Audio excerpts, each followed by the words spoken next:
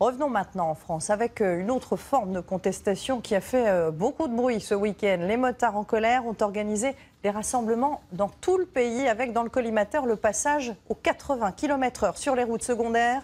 Emmanuel Macron est revenu sur la mesure jeudi sur notre antenne et il ne les a toujours pas convaincus. Antoine de Pressigou et Sébastien Maloiseau. Les Parisiens le savent bien. Le dimanche, c'est peut-être le seul jour de la semaine où le boulevard périphérique est fluide. Enfin, normalement. Environ 1000 motards ont bloqué la circulation pendant plus d'une heure. Tous demandent le recul du gouvernement sur la baisse de la vitesse à 80 km/h sur les routes secondaires. Souvenez-vous, c'était sur TF1 cette semaine. On le fait pendant 2 ans.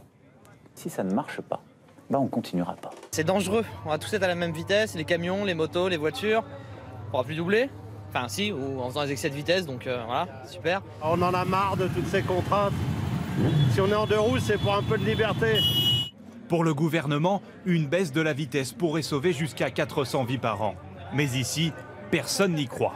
Je pense que c'est pas forcément une question de vitesse, je pense que c'est surtout une question de façon de conduire, de vigilance, d'interprétation de la route ou d'expérience. Tout l'argent qui sera prélevé sur ces routes, on le mettra pour les hôpitaux qui soignent, guérissent les blessés de la route. Nous, on préférerait que l'argent il aille en amont sur l'amélioration des infrastructures pour éviter au maximum qu'il y ait des victimes.